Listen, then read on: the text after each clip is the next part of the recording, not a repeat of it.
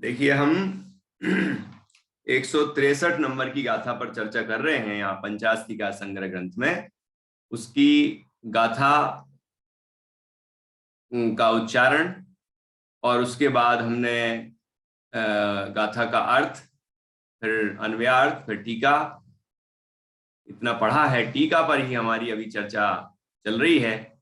देखिए, यहाँ पर हम ये समझ रहे हैं कि किस तरह से मोक्ष अवस्था में सारी प्रतिकूलताएं दूर हो जाती हैं और संपूर्ण अनुकूलताएं प्रकट हो जाती हैं कि जिससे हमें अनंत सुख का अनुभव हो। ये बात यहाँ इस 163वीं गाथा में बताई गई है। बहुत सुंदर गाथा है ये, बहुत सुंदर। देखिए, यहाँ हमें स्वभाव की महिमा आएगी। वास्तव में सौख का कारण स्वभाव की प्रतिकूलता का अभाव है। यहाँ जो प्रतिकूलता शब्द है उसका क्या तात्पर्य है वो नीचे लिखा। पहले स्वभाव क्या है वो भी लिखा। आत्मा का स्वभाव वास्तव में ज्ञप्ति, दृश्य ज्ञप्ति है, अर्थात दर्शन और ज्ञान है। तो पहले बताया कि वास्तव में सौख का कारण स्वभाव की प्रतिकूलता का अभाव। तो पहले क्या है, स्वभाव क्या है कि स्वभाव है जीव का, आत्मा का ज्ञान दर्शन। ठीक है, दर्शन और ज्ञान ये स्वभाव है।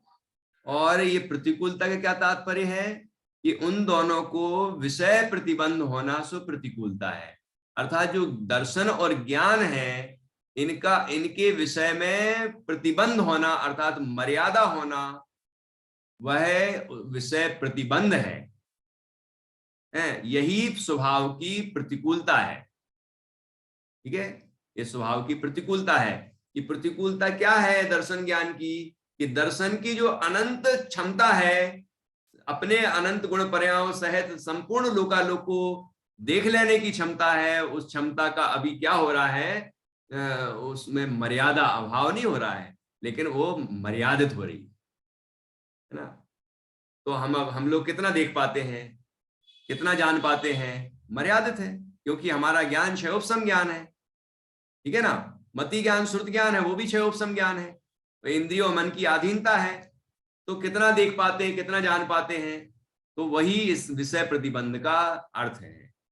तो उन दोनों को विषय प्रतिबंध होना सो प्रतिकूलता है। ज्ञान की प्रतिकूलता यह है कि ज्ञान लोकालोक को जान ले अपने अनंत गुण पायों से, लेकिन जान कितना पा रहा है कि जितना ज्ञान का, ज्ञानावरण कर्म का क्षयोपसम है, उतना ज्ञान का उघाड़ है, मतलब वो पर्याय में प्रकट है। और उसमें भी जिस इंद्री का जिस समय प्रयोग हो रहा हो उतना ही मात्र देख पाएगा। उसमें भी कई बाधाएं हैं जो कि पंडित टोडरमल जी साहब ने मोक्षमार्ग प्रकाशक के दूसरे अधिकार में बहुत अच्छे से स्पष्ट किए।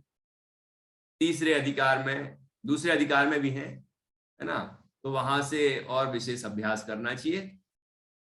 तो यहाँ इस तरह से उन दोनों को विषय प्रतिबंध होना सु प्रतिकूलता है। अब देखना, और मोक्ष अवस्था में क्या हो रहा है कि स्वभाव की प्रतिकूलता का अभाव है। जब स्वभाव की प्रतिकूलता का अभाव हो जाएगा तो क्या होगा कि सौख प्रकट होगा, अनंत सुख प्रकट होगा। देखो, मोक्ष में वास्तव में आत्मा सर्व को जानता और देखता होने से उसका अभाव होता है। किसका अभाव होता है? स्वभाव की प्रतिकूलता का अभाव होता है, या विषय प्रतिबंध का अभाव होता है। ठीक है ना, अर्थात मोक्ष में स्वभाव की प्रतिकूलता का अभाव होता है। इसलिए उसका अभाव जिसका कारण है, स्वभाव की प्रतिकूलता का अभाव जिसका कारण है, किसका कारण है संगीता जी, किसका कारण है? स्वभाव की प्रतिकूलता का अभाव किसका कारण है? अनाकुलता, सौख्य का, सौख्य का कारण है। बहुत अच्छा, सौख्य का कारण है। देखिए, तो बताते हैं अब कि इसलिए उसका अभाव जिसका कारण है, अर्थात उसका अभाव अर्थात विषय स्वभाव की प्रतिकूलता का अभाव जिसका कारण है, ऐसे इसका कारण है कि ऐसे अनाकुलता लक्षण वाले परमार्थ सुख की मोक्ष में अचलित अनुभूति होती है। कि अनाकुलता लक्षण वाले परमार्थ सुख की, तो वो जब प्रतिबंध का अभाव होता है, प्रतिकूलता का अभाव होता है, अर्थात सर्व का ज्ञान और सर्व का दर्शन प्रकट होता है, अर्थात ज्ञान दर्शन अनंत रूप में प्रकट होते हैं, पूर्ण रूप में प्रकट होते हैं, तो क्या होता है कि सुख की अनुभूति होती है। वो सुख कैसा है? अनाकुलता लक्षण। ठीक है, आत्म को हित है सुख सो सुख, आकुलता बिन कही। आकुलता शिव माही न ताते, शिव मगलाग्यो चाहिए।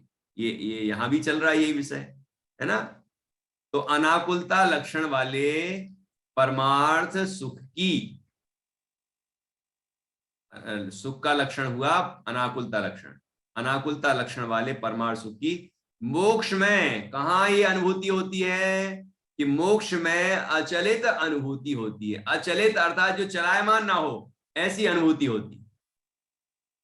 फिर एक बार अनुभूति प्रकट हो गई तो अब सादी अनंत काल वैसी ही अनुभूति होती रहती है, होती रहती, होती रहती। ऐसा ऐसा सुख प्रकट होता है। ठीक है, अब देखो ये अनाकुलता का क्या अर्थ हुआ?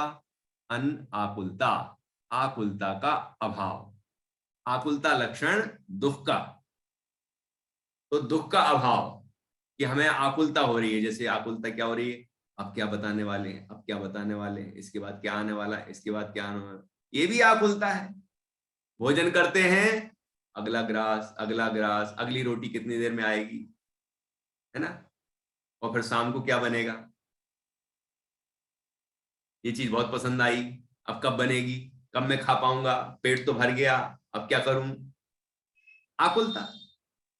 पंचेंद्री के विषय भोग लिए, फिर भी तृप्ति नहीं हो रही, आकुलता। तो टोडरमल जी साहब ने जो वाक्य लिखा है अद्भुत 9वें अधिकार में, वो आपको कहीं और पढ़ने नहीं मिला होगा। संसारी जीव को, इस जीव को आकुलता मिटाने की आकुलता निरंतर बनी रहती। ये कितना मार्मिक वाक्य है ये। आकुलता मिटाने की आकुलता, मतलब जो हमें आकुलता हो रही है किसी भी चीज की, उसको मिटाने की आकुलता हो रही है। कि वो आकुलता कैसे मिटे, मतलब जैसे भूख लगी है, उसका दुख है, मतलब आकुलता है, तो वो दुख कैसे मिटे, इसका दुख है। तो आप सोचिए कितना दुख है जीव को। आकुलता मिटाने की आकुलता निरंतर बनी रहती है संसार अवस्था, है कि नहीं, अज्ञानी को। तो यहाँ अनाकुलता लक्षण वाले, तो सुख कैसा होना चाहिए? सांसारिक सुख को सुख नहीं कहा, क्योंकि उसमें तो आकुलता ही आकुलता है। तो जिसमें आकुलता का पूरा अभाव हो, सर्वथा अभाव हो, ऐसा लक्षण जिसका है, वह परमार्थ सुख है। ऐसा वास्तविक सुख है परमार्थ सुख। और वह परमार्थ सुख कौन सी अवस्था में प्रकट होता है? कि मोक्ष अवस्था में। तो मोक्ष में प्रकट होता है वहां ऊपर, संगीता जी, मोक्ष में होता है वहां, है ऊपर। क्यों नित्या, कहाँ होता है वो अनंत सुख, अनाकुल सुख? भैया जी जब को पूर्ण ज्ञान हो जाता है तब, और जब मतलब अवस्था में भी अनंत सुख प्रकट हो जाता है। तो कहाँ जाके होता है?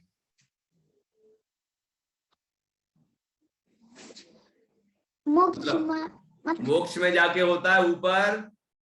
सिद्धालय में अनंत सुख है हाँ, कि आत्मा में अनंत सुख प्रकट होता है? आत्मा में। तो आत्मा ही तो सिद्धालय में जाके विराजमान होता है। तो वो सुख जो है सिद्धालय में प्रकट हो, प्राप्त होता है। सिद्धालय से आता है कि आत्मा से आता है? आत्मा से, है ना। तो देखो फिर व्यवहार कहा जाता है, हमने द्रव्य संग्रह में पढ़ा था, ये 3 बातें पढ़ी थी। यद्यपि वास्तव में जीव को जो सुख है, मोक्ष अवस्था है, वो अपने अंदर ही प्रकट होती है, आत्मा की पर्याय है वो। लेकिन जिस क्षेत्र से मोक्ष हुआ उसको हम कहते हैं सिद्ध क्षेत्र, मोक्ष, मोक्ष का स्थान कहते हैं कि नहीं। जैसे कि सम्मेद शिखर जी मोक्ष का स्थान है 20 तीर्थंकरों का, और शाश्वत शाश्वत तीर्थ धाम है ना। और अनंत अनंत जीव वहां से मोक्ष गए हैं, बराबर, सिद्ध क्षेत्र है वो। तो क्या वहां सिद्ध विराजमान है कि नहीं? उस स्थान से सिद्ध हुए, इसलिए उसको सिद्ध क्षेत्र कहते हैं। फिर अब वहां से जाके सिद्धालय में विराजमान हो गए, सिद्ध शिला मोक्ष शिला कहलाती है ना, लेकिन उस पर तो नहीं विराजमान होते, उससे और ऊपर तनुवात वलय में ऊपर, है ना, मोक्ष का अग्रभाग, वो लोक का अग्रभाग है, वहां विराजमान रहते हैं सिद्ध भगवान। तो उस क्षेत्र को भी, क्योंकि वहां पर मुक्त जीव रहते हैं, इसलिए उस जगह को भी मोक्ष कहते हैं, मोक्षपुरी, है ना, सिद्धालय ऐसा कहते हैं। लेकिन वास्तव में सिद्ध अवस्था कहां हुई और वो मोक्ष कहां हुआ, और वह अनंत आनंद कहां हो रहा है, कि उस आत्मा में हो रहा है जो सिद्ध आत्मा है। ख्याल में आएगी नहीं? तो ऐसे यहां कि आत्मा में ही वो चीज प्रकट हुई कि अनाकुलता लक्षण वाले परमार्थ सुख आत्मा में प्रकट हुआ, और उस सुख की वो सुख कहां होता है, अनाकुलता लक्षण वाले परमार्थ सुख की मोक्ष में अचलित अनुभूति होती है। मोक्ष अवस्था में, आत्मा की मुक्त अवस्था में आत्मा को वह उस अनंत सुख की, अनाकुल सुख की अचलित अनुभूति होती है। अचलित, जो चलायमान ना हो ऐसा, जिसमें बाधा ना हो, जो पराधीन ना हो ऐसा, जो स्वाधीन हो, अव्यवाद हो, है ना, आकुलता से रहित हो, निराकुल हो, है ना, अतीन्द्रिय हो, ऐसा सुख आत्मा में मोक्ष, आत्मा को मोक्ष अवस्था में अनुभव में आता है, अचलित अनुभूति होती है। ठीक है, तो वहां पर तो सिद्ध अवस्था में सुखी सुख, सुखी सुख, सुखी सुख, सुखी सुख सिद्ध भगवान बन जाते हैं ना। जैसे अपन सिद्ध बन जाएंगे तो अपन को सुख सुख सुख, सुखी सुख, हर समय हर पर्याय में नया नया नया नया अनंत सुख, अनंत सुख, अनंत सुख, अनंत सुख प्राप्त होता ही रहेगा, होता ही रहेगा, होता ही रहेगा। तो हम बोर नहीं हो जाएंगे। एक ही चीज, सुख ही सुख, सुख ही सुख, सुख ही सुख।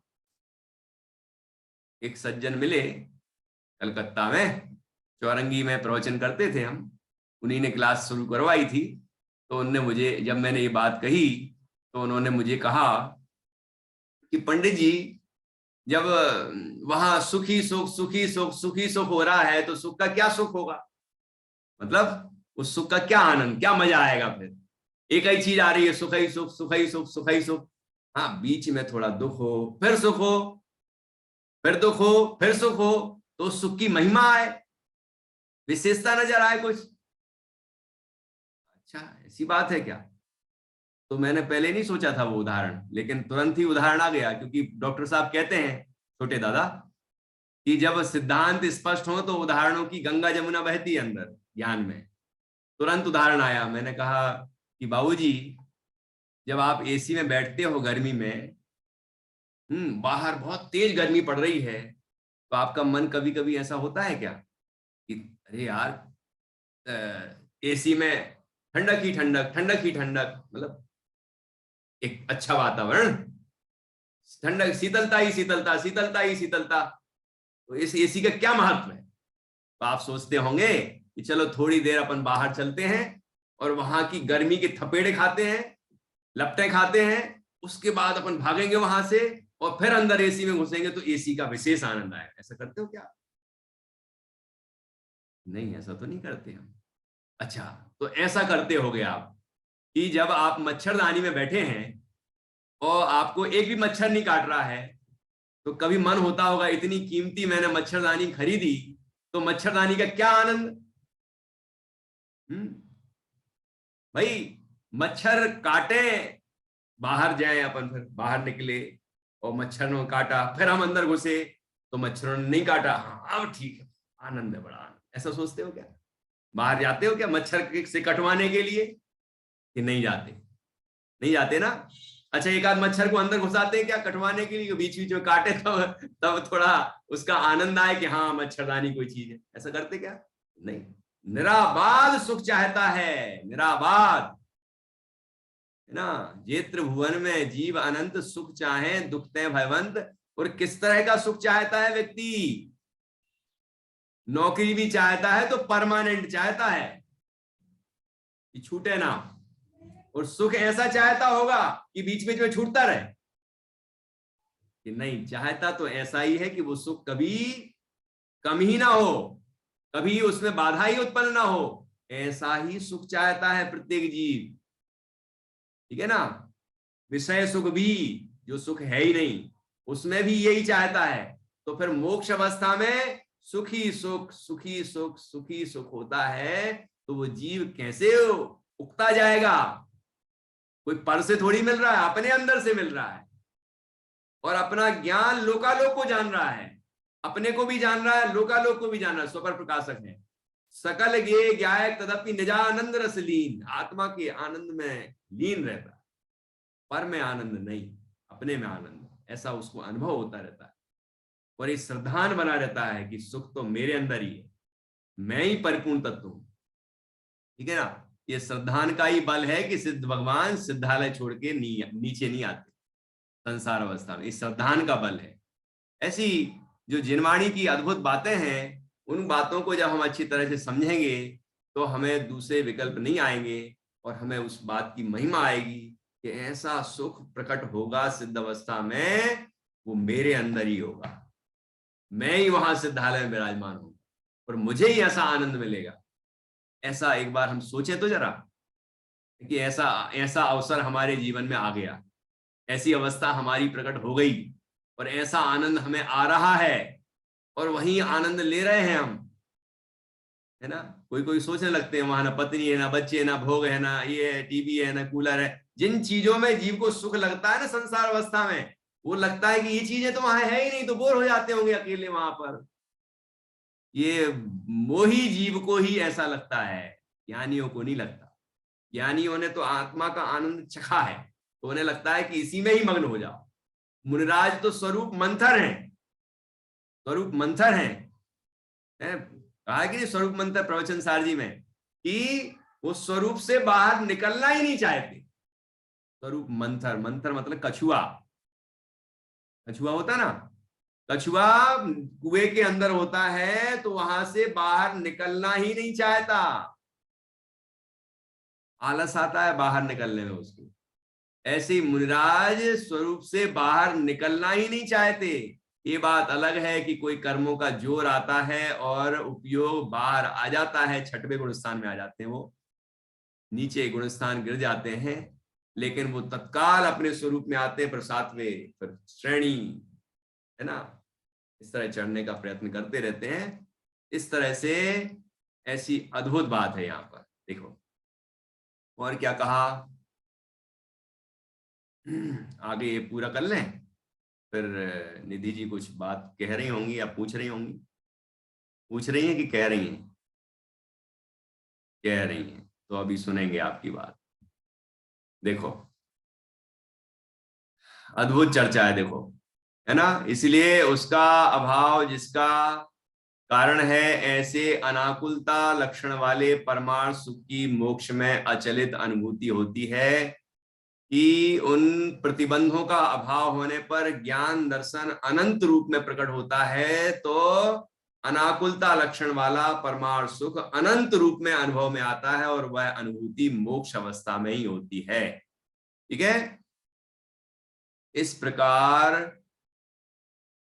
भव्य जीव ही भाव से जानता है। कौन जानता है ये बात? भव्य जीव ही जानता है। और किस तरह जानता है? कि भाव से जानता है, अपने भाव से, अपने अनुभव से जानता है ना। भाव से ही जानता है, अपने अनुभव से उस बात को उसने अनुभव किया है, तो इस तरह जानता है, उसको प्रतीति हुई है ना, अनुभूति पूर्वक प्रतीति हुई है, यथार्थ श्रद्धान हुआ है। ठीक है ना। इस तरह वह जानता है, इसलिए वही मोक्ष मार्ग के योग्य है। इसलिए जो भव्य जीव है वही मोक्ष मार्ग प्रकट करने के योग्य है। उस जीव को ही मोक्ष मार्ग होता है, और वही जीव मोक्ष मार्ग में आगे बढ़ के मोक्ष की प्राप्ति करता है। ठीक है। भव्य जीव, भव्य का मतलब ही है, तात्पर्य है, भव्य मतलब भवितम योग्यम भव्यम, जो होने योग्य है उसको भव्य कहते हैं। कि क्या होने योग्य है? कि सम्यक दृष्टि होने योग्य है, सम्यक ज्ञानी होने योग्य है, सम्यक चारित्रवंत होने योग्य है, मोक्ष मार्गी होने योग्य है, मुक्त होने योग्य है, सिद्ध होने योग्य है, अनंत आनंद से संपन्न होने योग्य, वो भव्य है। ठीक है ना। अभव्य जीव इस प्रकार श्रद्धा नहीं करता, इसलिए वह मोक्ष मार्ग के अयोग्य ही है। अब जिन जीवों को अभी ये अनुभूति नहीं हो रही है, इस तरह की श्रद्धा नहीं हो रही है, तो क्या वो सभी अभव्य हैं? कि नहीं, सभी अभव्य तो नहीं है, लेकिन ऐसी भव्यता का क्या आनंद, ऐसी भव्यता का क्या लाभ कि हम ऐसा अनुभव ही ना करें, है ना। भव्यों से तो अभव्य राशि बहुत कम है, बहुत कम, है ना। लेकिन अभव्य तो अपन नहीं है, लेकिन उस भव्यता का हम लाभ ही ना उठाएं, तो मतलब अपने आत्मा का हम अनुभव ही ना करें, हम मोक्ष मार्ग को प्रकट ही ना करें, मोक्ष को प्रकट ही ना करें, तो ऐसी भव्यता का क्या लाभ मिला? तो वो अभव्यवत है। भव्य होने पर भी अभव्यवत चल रहा है अभी। जिसको आत्मा की श्रद्धा नहीं है, जिसको इस मार्ग की श्रद्धा नहीं है ना, तो उसको क्या फायदा मिल रहा है भव्य होने का? ठीक है ना। तो यहां तो बात कहते हैं, अभव्य जीव इस प्रकार श्रद्धा नहीं करता, वो कभी करता ही नहीं है, कभी नहीं करता वो श्रद्धा ऐसी, इसीलिए वह मोक्ष मार्ग के अयोग्य ही है। मतलब उसको मोक्ष मार्ग की योग्यता ही नहीं है, योग्यता ही नहीं है, कभी नहीं करेगा वो, है ना। जैसे वो दाने होते हैं ना, गाय के, मूंग के दाने हैं, मोठ के दाने हैं, है ना, तो वो कुछ दाने हैं ना, सीजते ही नहीं, गलते ही नहीं, वो उनको डाले रखो पानी में, गर्म पानी में भी डाल दो तो भी सीजते ही नहीं है, लेकिन बाकी दाने एकदम खिल जाते हैं, है ना, सीज जाते हैं। तो उन दानों में जो सीजते ही नहीं है, उनमें वैसी सीजने की योग्यता ही नहीं। ऐसे ही अभव्य जीवों को देखो, पानी में तो दोनों सबको डाला है, दोनों को, दोनों तरह के बीजों को, है ना, अनाज को, लेकिन कुछ सीज गए, कुछ नहीं सीजे। ऐसे ही यहाँ ये जीव, सबका एक सा स्वभाव है, भव्य और अभव्य का सबका स्वभाव तो एक सा है, लेकिन भव्य जीव अपने स्वभाव को पहचान लेता, अनुभव कर लेता है, और अभव्य जीव उसका अनुभव कभी नहीं करता। इससे कहा, ऐसा कहा है कि कतिपय ही संसारी मोक्ष मार्ग के योग्य हैं। कतिपय अर्थात कुछ, कुछ संसारी जीव ही मोक्ष मार्ग के योग्य हैं, सर्व नहीं। ठीक है। अब किसी को कुछ कहना है तो कह सकते हैं। मंजूषा जी, अभी जैसे बताया कि भव्य राशि अभव्यों से ज्यादा है, तो सही है बात? क्या करनानियों का आपको अच्छा अभ्यास है? इसकी ज्यादा राशि है, भव्य की कि अभव्य की?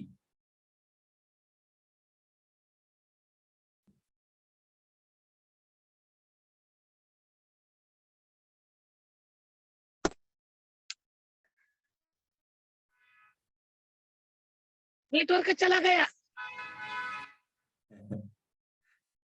नेटवर्क चला गया, ओके।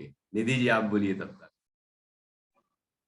मैं ये मतलब जो शेयर करना चाह रही थी कि जब मैं बच्चों को पाठशाला में बताती हूँ ना, ये सुख ऐसा सुख जो कभी खत्म ना हो, और जो हमारा संसारिक सुख है वो आता है जाता है, चॉकलेट खाई अच्छा लगा खत्म हो गया, तो बुरा लगा कि और चाहिए थी। तो उसके कंपैरिजन में जब मैं इस अनाकुल सुख की बात करती हूँ, और जब उनको मोक्ष का स्वरूप, थोड़ा बहुत इंट्रोडक्शन, अभी तो ऐसा कोई टॉपिक आया नहीं है, तो मोर और लेस सबकी ये प्रश्न होते हैं कि कितना बोरिंग होता होगा।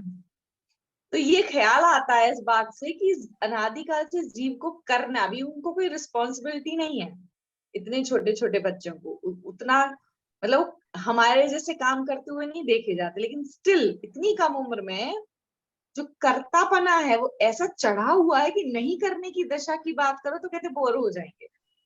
ये बात ख्याल आती है, तो ये लगता है कि कैसे समझाएं इनको कि वो जो सुख है, क्योंकि उस सुख का आप स्वाद इस सुख से कंपेयर करते हो ना, तो यही कहते हैं आंटी फिर क्या मजा आएगा, फिर क्या मजा आएगा, फिर क्या मजा आएगा। थोड़ा मुश्किल हो जाता है कई बार कि किन शब्दों में इनसे कहा जाए। तो कोई आपके पास अनुभव हो तो बताइए, 8-9 साल के बच्चे जिस तरह की जब बातें करते हैं तो। 8 साल का बच्चा ये बात समझ सकता है ना।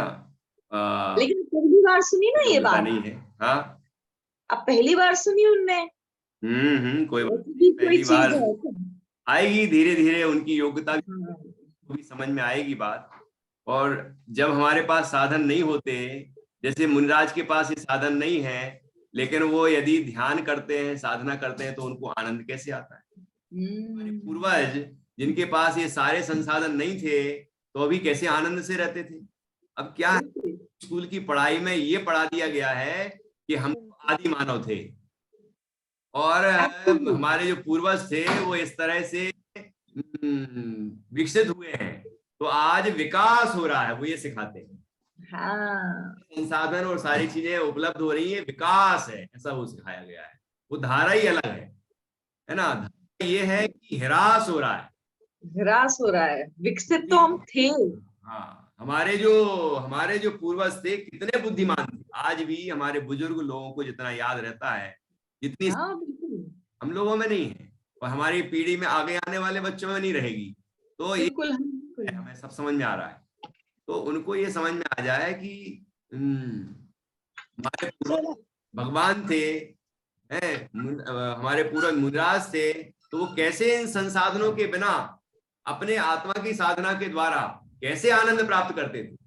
तो इन भौतिक सामग्रियों में आनंद नहीं है, इसलिए भौतिक सामग्रियां सिद्ध अवस्था में नहीं होती, तो भी उनको आनंद आता है, क्योंकि भौतिक सामग्रियों से आनंद होता ही नहीं, दुकान बंद करूनच जाऊ की बाहेर. बल्कि आकुलता बढ़ती है। इन सामग्रियों बढ़िया। से आकुलता बढ़ती है। आज पहले एक चैनल था, ऐसे समझाना, तो सबके सब पूरे परिवार के लोग बैठ के एक चैनल देखते थे, बस दूरदर्शन, ठीक है। अब उसमें 400-500 कितने सारे चैनल आ गए, है ना। रोज का तो कलेश है एक घर। परिवार के लोग लड़ते हैं आपस में एक ही टीवी हाँ, को। रोज का कलेश है। क्यों लड़ते हैं कि मुझे ये चैनल चलाना, वो कहता मुझे ये चैनल चलाना, मुझे ये चलाना, मुझे ये चलाना, और एक ही आदमी को 4 जगह देखना है एक साथ। अब कैसे देखें कि 4 जगह अच्छी अच्छी चीजें आ रही, उसके हिसाब से तो आकुलता बढ़ती है कि नहीं, मानसिक तनाव होता है कि नहीं। साधन हमें आकुलता ही बढ़ाने वाले हैं, सुख देने हैं। ये बात उनको समझाई जा सकती है, और उन्हें ये तर्क से समझ में आएगी, हाँ बिल्कुल आए। है ना। ये फ्रिज टीवी में वाली हम बात चीजें तो रखते हैं, बहुत अच्छा पता चलती कॉन्स्टिपेशन है। की शिकायत हो जाती है, कब्जियत बढ़ती है, और हमारे बुजुर्ग लोग ही रखते थे सब चीजें। फ्रिज तो अभी आया, और सब्जी वाले दिन भर रखे रहते, कोई खराब नहीं होती है, और हम तुरंत लाके फ्रिज में रख देते, उससे बीमारियां बढ़ती हैं। ये संसाधन हमारे लिए वरदान नहीं, अभिशाप है। हमारे सुख के संसाधन नहीं है, ये दुख बढ़ाने वाले हैं, है ना। इसलिए उनको संसाधनों के बिना, हमारे मुनिराजों को, त्यागियों को संसाधनों के बिना ही आनंद आता। और फिर सिद्ध अवस्था में तो शरीर भी नहीं है, तो नहाने की क्या जरूरत है, तो ये एसी की क्या जरूरत है, तो दुनिया भर की क्या जरूरत है, क्योंकि शरीर के लिए चाहिए सब चीजें, खाना पीना सब शरीर के लिए चाहिए, वो सब है ही नहीं, इसलिए इन संसाधनों की जरूरत भी नहीं है ना। और वहां तो आत्मा में जो अनंत आनंद है, वो सिद्ध भगवान अपने आत्मा के अनाकुल अनंत आनंद को भोगते रहते हैं। इसलिए आत्मा में ही आनंद है, और वो सिद्ध अवस्था में अनंत आनंद रूप प्रकट होता है। ये बात हम समझें, और इसी तरह अपन और तर्क थोड़ा कहा है, ऐसे और भी आप सोचेंगे तो बहुत सारे तर्क आपको समझ में आ जाएंगे, और समझाया जा सकता है, युक्ति से समझाया जा सकता है, ठीक है, तर्क से, युक्ति से। चलिए, आज की चर्चा यहाँ हम पूरी करेंगे, और आज कुछ ज्यादा ही देर हो गई है, लेकिन आपको 2 दिन का रेस्ट मिलेगा, शनिवार रविवार का। तो आज रात थोड़ी ज्यादा हो गई। अब हम यहाँ जिनवाणी स्तुति करेंगे, और आज की चर्चा को पूर्ण करेंगे। बच्चे हमारे जिनवाणी स्तुति बोलेंगे, जानना भी दिख रही है।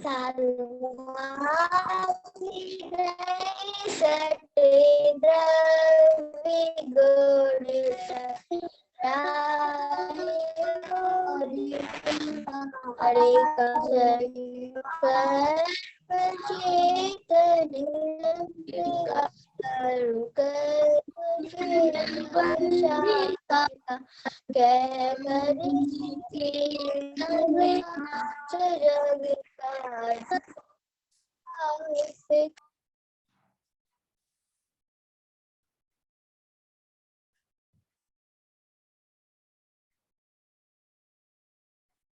उसके निर्वाणी